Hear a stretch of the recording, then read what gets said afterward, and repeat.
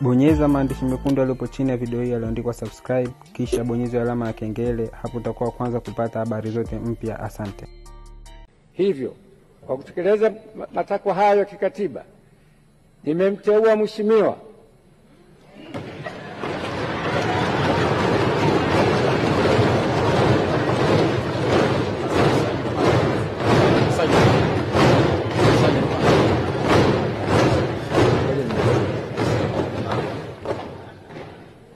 Daktari Mwigulu Lameck Nchemba